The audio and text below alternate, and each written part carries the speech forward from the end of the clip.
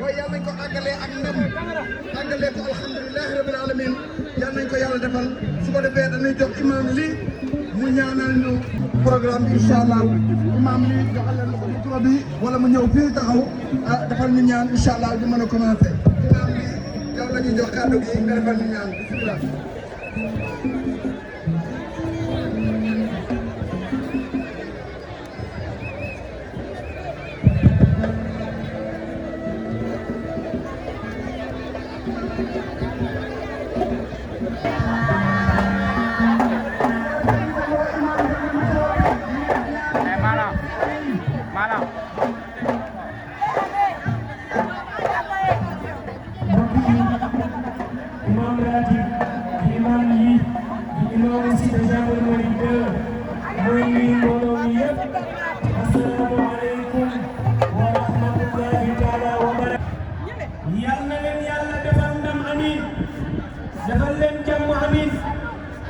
ndax daal jàmm imam neen ci la lépp xaj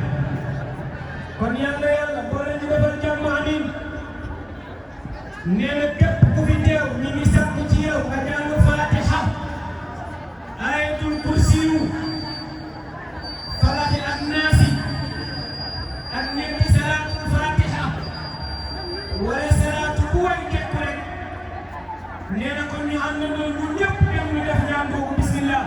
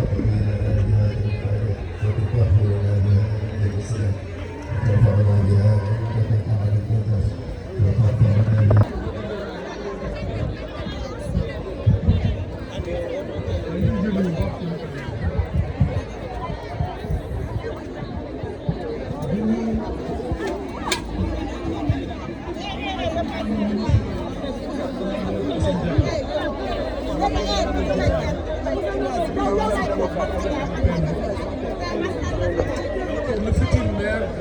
de Keur Massar Nord. ñu ngi koy gërëm di ko félicité parce que ñu ngi ko gërëm di ko félicité mooy wolof dafa ne bay say wow tànk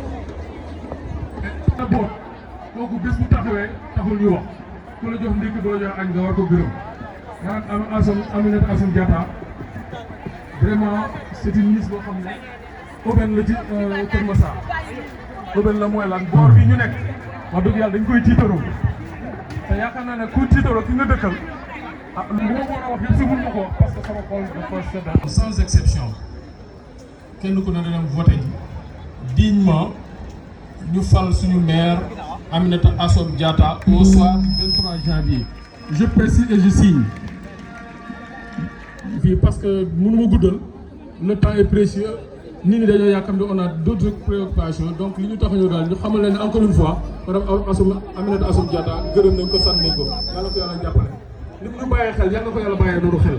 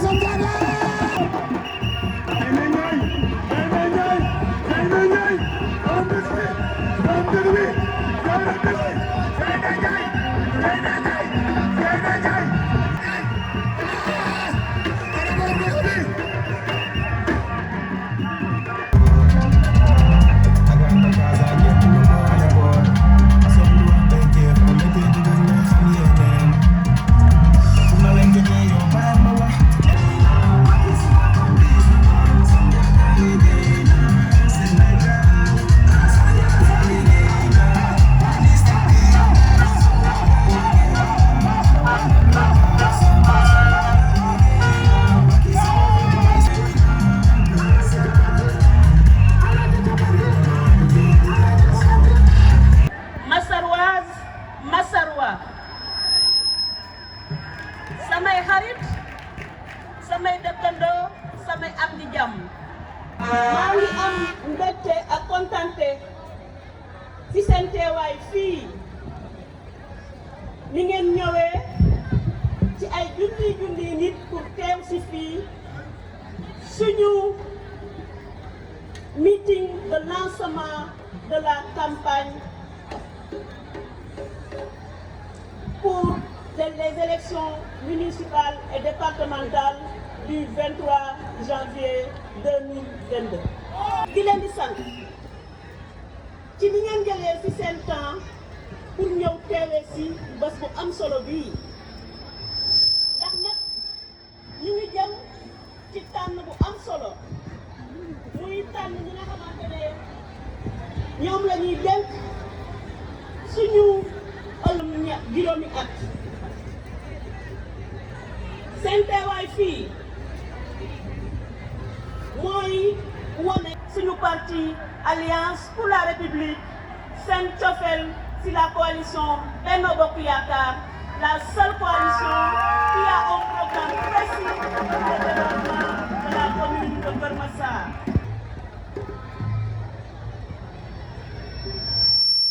dañu ñëw fii tey ma nekk fi seen kanam it pour waxtaan ak yéen Keur Massar Nord muy ambition boo xamante ne ñun ñoo ko bokk di wax ni fi ñu teew nii maa ngi am mbégte kontaan naa trop ci ni ngeen ñëwee pour fekkee ci bés bu mag bii waaye gën naa am cawarte tamit cawarte yenu seen yaakaar suñu yaakaar pour le développement de Keur Massar.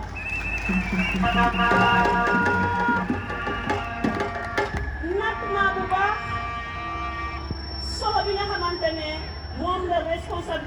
laaj am ndax nag bëgg a incarner espoir population Kër Massar Nord joxaat confiance Massarois et Massaroises yi nga xamante ne ñu ngi dëkk Kër Massar Nord samay xarit samay am ni jàmm seen teewaay bi fii moom neex na ma lool te dalal na sama xel jox ngeen ma doole bu am solo te tax ngeen ñu xam ni élection yi gagné nañ ko ba pare.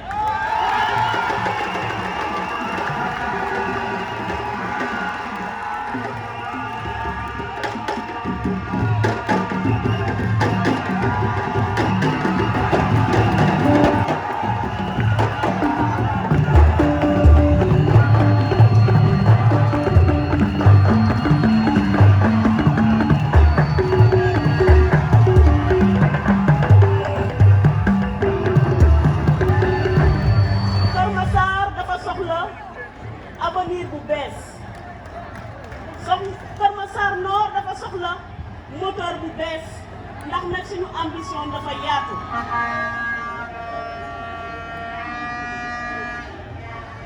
kon nag maa ngi leen di béggee waaye tamit di nekk seen wet saa su ne pour ñu gagner cette bataille bi nga xamante ne engagé nañ ko depuis très longtemps bataille bi nga xamante ne suñu bataille la ñun waa Kër Massar yëpp waaye bataille la boo xamante ne population ci boppam moo ko porté ndax le projet bi ñu proposé projet de la population de Kër Massar.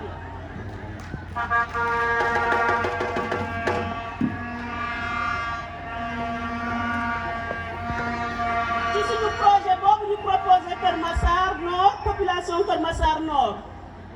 mu nekk projet boo xamante ne balaa ñu ko bind dañoo dem waxtaan avec la population de Kër Massar mu wax ñu ay jafe-jafeem waaye tamit mu wax ñu lu mu yaakaar ni loolu la ñu war a def pour indi delloo si seen yaakaar moo tax boo xoolee projet boobu day jël en charge lépp lu jëm ci wàllum kaaraange population Kër Massar lépp lu jëm ci xeex inondation waaye tamit mu ngi bàyyi xel ci lu ñu ne solidarité ndax Sénégal solidarité la ñu xam. Massar bii incha allah à partir du 24 janvier 2022 dafay nekk commune boo xamante ne du bàyyi kenn ginnaaw. dina nekk commune boo xamante ne ak fépp foo mëntul jógee di nga fi nekk dund fii waaye tamit ñu nekk commune boo xamante ne nit ñi dañuy déggoo joxante loxo ñu nekk ay frères et sœurs. yéene jeexal fii coono jigéen ñi jëlee fi jaaxle ndaw ñi jëlee fi njàkkare waajur yi. solidarité mooy d'abord dañuy may suñu jeunesse avenir bu bees ci mën a tekki teral seen waajur ndax doom boo gis day ambition bu mu am mooy teral ay waajur. fexe ba suñuy pap suñuy maam ñi liggéey ba tey ñëw ñu jàppale leen bu ñu jëlee retraite bañ a nekk loo xamante ne njàkkare lay jur si ñoom. loolu mooy tamit solidarité boobu la ñu bëgg a dund ci commune Kër Massar Nord.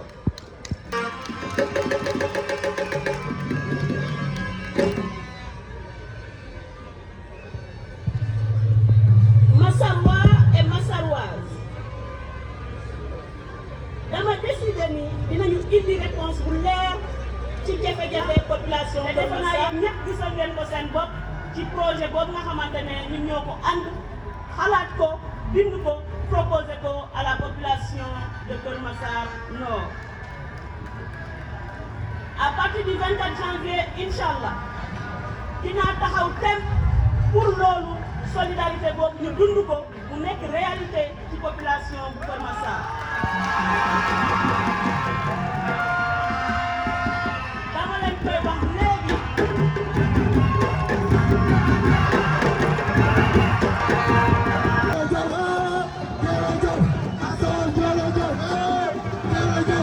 Assane jërëjëf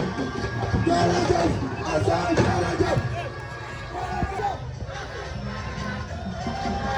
képp ku dëkk Kër Massar Nord mu ngi lay woo ne la da nga ñëw jàppale la coalition de Benno Bokk Yaakaar ndax moom mooy coalition bii gagné incha allah waaye tamit muy coalition bi nga xamante ne dafa taxaw tem pour faj soxla population bu Kër Massar Nord donc dañ leen di invité ngeen bokk ci histoire bi ndax nag coalition bi mooy marqué véritablement l'histoire, le point de départ du développement de la commune de Kër Massar Nord.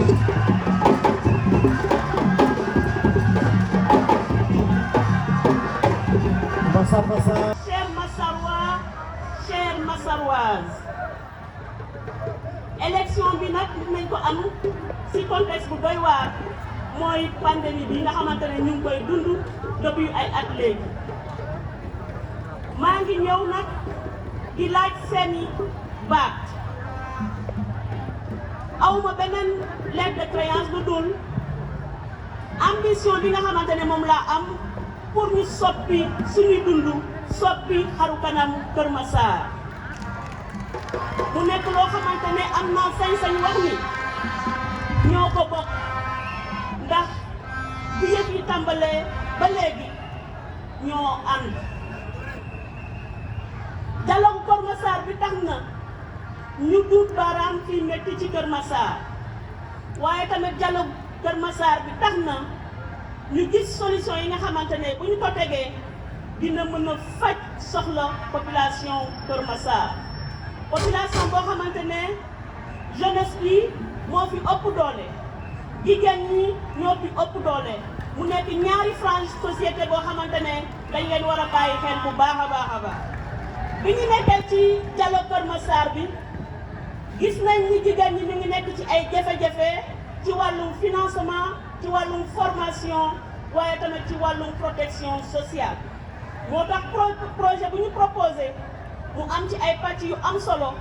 pour fexe ba jigéen ñi ñu mun a jot ci financement yi ni mu waree waaye tamit ñu gunge leen former leen ba ñu am ay entreprise yu dëgër bu yokk seen ndaw ñi am nañu njàkkare ndax da nga ciy gis ay ndaw yoo xamante ne am nañ ay diplôme yu kawe waaye amuñu xëy waaye di nga ci gis tamit ay ndaw yoo xamante ne amuñu qualification waaye tamit amuñu xëy ma leen di wax ni jël naa engagement ni bu ngeen ma falee incha allah emploi des jeunes mooy nekk sama priorité. ndaw bu amul xëy dana doon piis ci moom waaye dina jur njàkkare ci ay waajuram ndax waajur boo gis li muy bëggal njabootam rek mooy ëllëg bu gën looloo tax pour jeunesse bi ci biir projet bi ñu prévoir fa ay mesures yu am solo lu mel ni minimum jeunesse nga xamante ne revenu la boo xamante dañ koy teg jagleel ndaw ñi nga xamante ne seen waajur amuñu doole pour jàppale leen waaye tamit am nañu lu ñu wax école de la seconde chance pour ndaw ñi nga xamante ne dañoo bàyyi seen jàng ndax ay jafe-jafe ñu indiwaat leen ci circuit bi pour ñu def ay formation ñu mun a am qualification bii tax ñu mun a insérer wu économiquement.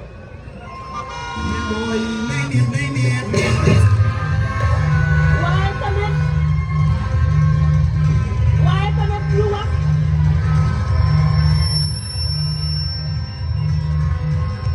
li ñuy wax contrat jeune mu nekk ay contrat yoo xamante ne entreprise yi nekk fii ci commune bi dañ leen di inciter ñu recruter les jeunes moyennant ay facilités yoo xamante ne mairie bi dina leen ko accorder fàttewu ma li ñuy wax des chèques formation pour fexe ba jeunes yi nga xamante ne amuñu qualification ñu mun a former wu am rapidement qualification mun a am liggéey ci ni mu gën a gaawee donc ni ngeen ko gisee projet municipal bi am na ay mesures yu bare yoo xamante ne pour ndaw ñi la entreprise yi moom mooy nekk ci xolu économie locale suñuy opérateur économique yi transporteurs yi commerçant yi waxtaan nañ ak ñoom ci dialogue Kër Massar bi ñu identifier seen jafe-jafe ma leen di wax ni incha allah dinañu liggéey lu politique boo xamante ne képp ku jóg pour liggéey ci wàllum entrepreneuriat dinañ la ko yombalal waaye dinañ la gunge ba sa secteur bi gën a dox ndax bu doxee di nga gën a recruter te boo gënee recruter jeunes yi dinañ gën a créer de la richesse pour les jeunes pour les femmes et pour les familles. samay xarit samay ànd jàmm samay dëkkandoo waaye pour suñu gént yi yépp nag ñu mun koo réaliser il faut que ñu am nu vision bu bees pour commune bi vision boobu la ñu tracé ci projet municipal bi waaye il faut aussi ñu jóg dem jël suñu carte yi le 23 janvier ñu voté pour la coalition Benno Bokk Yaakaar.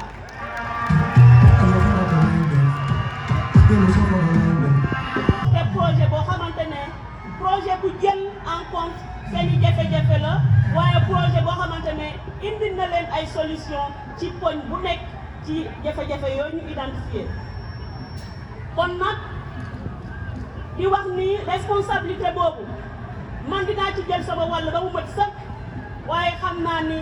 les investis ñi nga xamante ne ñoo nekk ci liste bi danañu jël seen wàll ba mu mat sëkk waaye tamit xam naa ni yéen ñii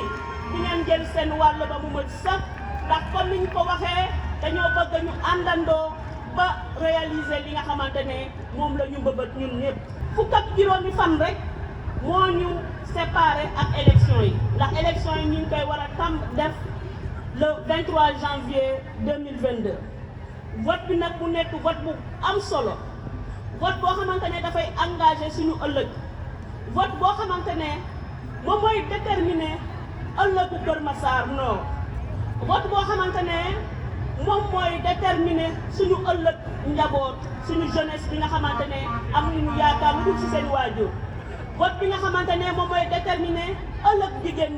jigéen ñi nga xamante ne xam nañ ni ay jàmbaar lañu ñu ngi daan seen doole waaye dañoo soxla ñu leen di jàppale. kon élection yi nekk na élection yu am solo pour seeni doom pour suñu doom pour seen ëllëg pour suñu ëllëg ñun ñëpp. proposé nañ leen yoon bi ñu war a jël pour àgg fi ñu bëgg a àgg mu nekk ambition boo xamante ne ñoo ko bokk mu nekk yoon boo xamante ne ñoo ko war a bokk aussi man de pare naa pour jiite mairie bu Kër Massar Nord yéen ñii ndax nag li ma bëgg mooy ñu joxante toujours loxo ba ñu réaliser li nga xamante ne moom la ñu bëgg bu ñu booloo joxante loxo dinañu am ndam non seulement ci élection bi waaye dinañu am ndam ndax dinañu créer un développement fii ci Kër Massar dinañu am ndam ndax Kër Massar Nord dina nekk référence pour le Sénégal dina nekk référence pour l'Afrique dina nekk référence pour le monde. maa ngi gërëm kenn ku ci nekk di ko sant bu baax waaye di sant tamit sama frères et sœurs de la coalition Benno Bokk Yaakaar di rafetlu taxawaayu délégué yi di rafetlu la famille Diako ak Asom waaye tamit di kontaan lool ci population bi maa ngi leen di gërëm di leen di sant.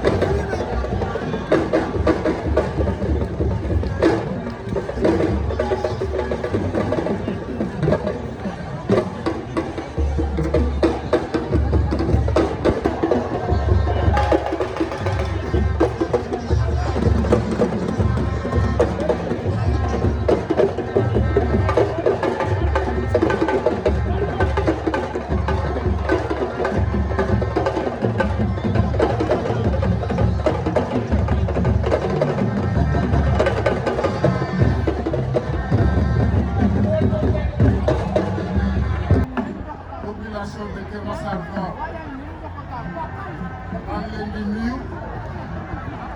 nuyoo bi ma koy tàmbalee si madame le ministre Aminata Assome Diatta di la candidate de Benno Bokk Yaakaar. Salaamaaleykum les investis sur les listes. Dugg nañu si campagne bi bis ni ki tey madame le ministre exposé bi mu leen defaral léegi day firnde ne équipe bu muy diriger bu Benno Bokk Yaakaar am nañu un programme boo xam ne mi ngi tëdd si ñaari préalable muy ñaari axe.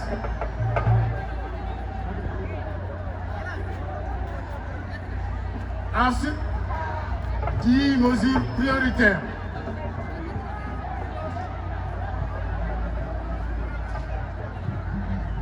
jeexale ko ci 60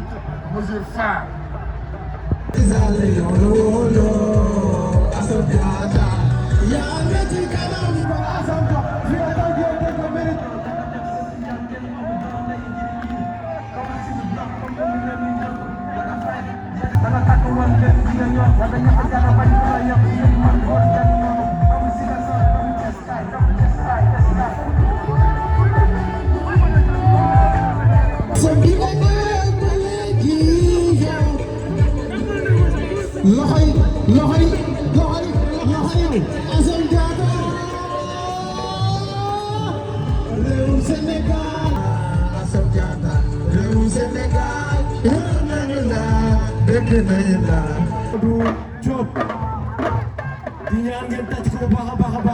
Le représentant des élus.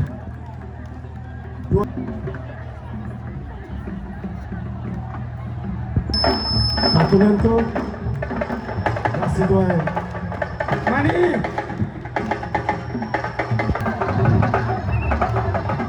Kuragal nagataw Aminata Assome Diatta ngi ñëw. Léegi yéen jigéen ñi yéenay fal seen maire. Yéen la yéenay fal seen maire. Yéen jigéen ñi bu ngeen nee waaw jigéen ñi Aminata Diatta falu. su boobaa dinañ xam ne jigéen ñi ñoo jàppale góor ñi ci biir kër yi. tàccu leen ko bu baax a baax a baax. le doyen Mamadou Diop tàccu leen ko bu baax a baax a baax. kii moo représenté les élus borom bu buy rafet yii borom bu buy jaune yi les élus les conseillers municipaux yi.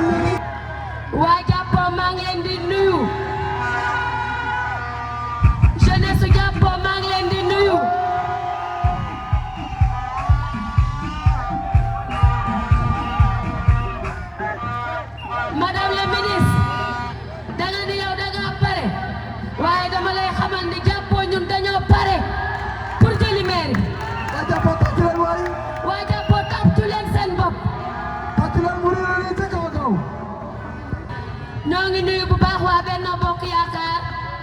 yàlla nañu yàlla may ñu eggalee suñu sago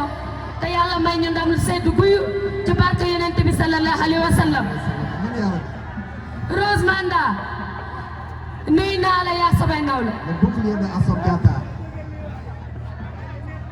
yéene xorom ci cin lu ngeen bokkul neexul kon nuyu naa animateur yépp di nuyu presse bi. waaye nag ñoo ngi nuyu waa cité gendarmerie bu baax a baax a baax a baax commencé ko ci imam bi ndax ci suba la fi njëkk a ñëw jàng fi alxuraanul karim ñaanal ñu yàlla ñu dugg ci jàmm ci campagne bi génn ci ak ndam ci jàmm ci barka yonent bi ñu jógee ci moom ñu nuyu délégué bi moom paasi nekku fi waaye woote na joxe ngantam yebal xaritam rakkam Alsane Ndiaye délégué Almadi li lay won ni sous-comité cité gendarmerie ñépp benn lañu ndax mooy cité gendarmerie ak cité yu ko wër ñoo ngi nuyu délégué yi di nuyu bàjjanu gox yi maanaam nuyu nañu ñépp sant nañu ñépp gërëm nañu ñépp ci seen teewaay waaye waa diaspora ñoo ngi leen di nuyu yéen it gis nañ seen taxawaay madame la ministre cité gendarmerie tey ñoo lay delloo njukkal dama bëgg rek ñu xam ni meeting d'ouverture bii ñu def ci cité gendarmerie du hasard ndax nag fii la lépp doore waa cité gendarmerie nee nañ mënoon ngaa dëkk ak ñoom ñu def le ministre nga daal di buub say bagage dem tuxu ci Ndakaaru ndax fii nee nañu nag fii banlieue la waaye nag yow jàppe woo ko banlieue danga jàpp ni Kër Massar mën na raw Almadi te ci say loxo lay bàggee ko insha allahu rabbi garanti ñun ñoo leen garanti fii 100%. Asalaamaaleykum wa rahmatullah. Merci beaucoup.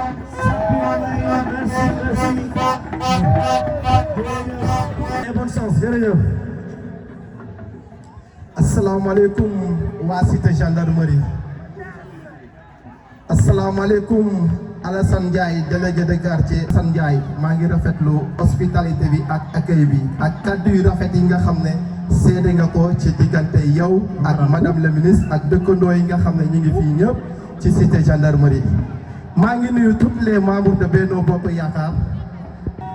maa ngi leen di nuyu ak les étudiants ASOMIS waa CA di nuyu la presse présent ici. président Loum dama lay bàyyi kàddu bi ngay wax. lum séeréer la may séeréer o kiin o pogum lum o poxe sa refo o leŋ xeƴe a ndig niveau tel kon lum niveau lum rek yow o kiin o pogum mais encore une fois damay dellu rek ne leen yéen en tant que jeune yéen ñu fi nekk ñëpp ku nekk ku bëgg loolu am faaw nga dem jëli sa carte d'identité ndax bu ñu xoolee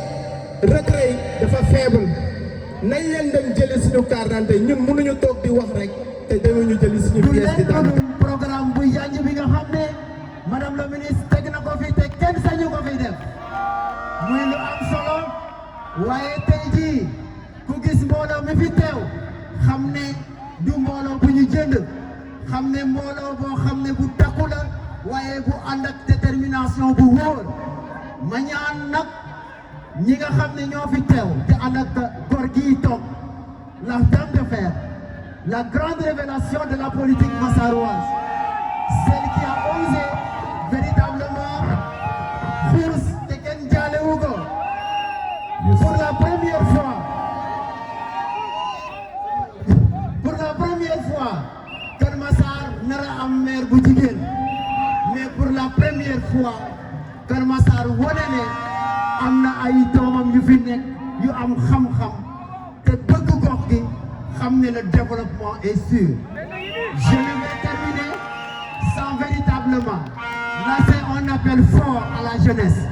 ndax nag am palewu leen ne madame la ministre tànn na leen nee na elle va gagner avec vous mais elle va gérer avec vous madame la ministre boo tëddee nelawal ñu ngi la koy garanti on donnera corps et âme et jusqu'à la fin de notre dernier souffle de vie sur terre on ne pensera qu'à la victoire doomu ndey maa ngi lay gërëm maa ngi lay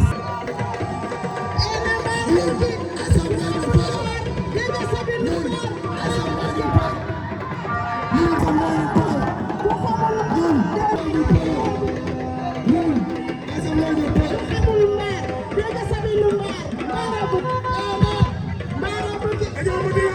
di leen wax ni asalaamaaleykum wa rahmatullah. man defe naa ne tey jii fii ma taxaw tey jii am naa lu ma mën a témoin lu bari ci madame la ministre. di nuyu madame la ministre Assome Aminata Diatta. di nuyu CC.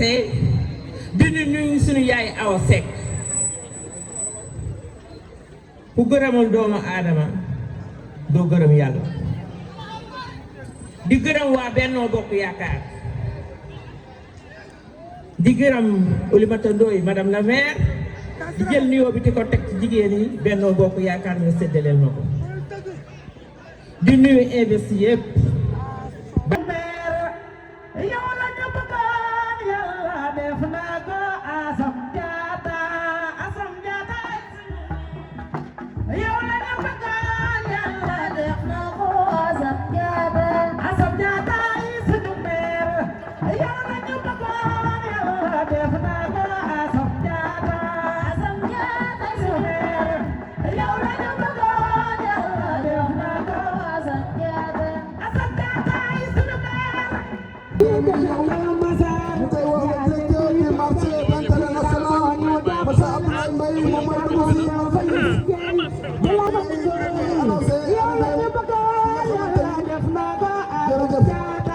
jërëjëf waaye inauguré fële ca Diamniadio le directeur Abdoulaye Mbaye moom mooy dugg si noonu. waaye ba suñu ministre bi ndax nag dama nekk handicapé nekk ci action handicapé yi dem ba ci ministre Aïssata Cissé mu may wax jalooreem ci laa xalaat way wi di ko ko wayal. merci. yàlla yàlla def ko jël mais nit ku baax la ñu toog.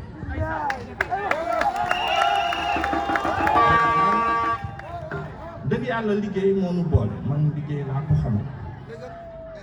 mais nit ku baax ku respecté doomu aadama fonk liggéey am ngor am yar am teggin am disponibilité yàlla xam na ne dama voyagé woon démb laaj mais dama ne mun ñemewuma muy def lu toll nii te ñëwuma taxaw sant ko gërëm ko feddali ko sama bopp. yaa gore. madame la ministre ñu ngi lay ñaanal yàlla mais amuñu benn werante ni yàlla dina la may ndam ndax sa xol rafet na am nga yar am nga teggin te yéene nga nit yi lu baax kon nag yàlla na la yàlla may ndam madame la ministre. on na ci turu madame la ministre Assome Aminata Diatta jërëjëf. waa Benno Bokk Yaakaar madame la ministre nag mu ngi gërëm comité électoral communal bi nga xamante ni taxawal nañ ko ñoom ñoo fi taxaw nii tey jii madame la ministre mu ngi gërëm sous comité bu Mbour ngeen tàccul ñu sous comité bu Mbour madame la ministre mu ngi gërëm sous comité Kër Massar village ngeen tàccul ñu leen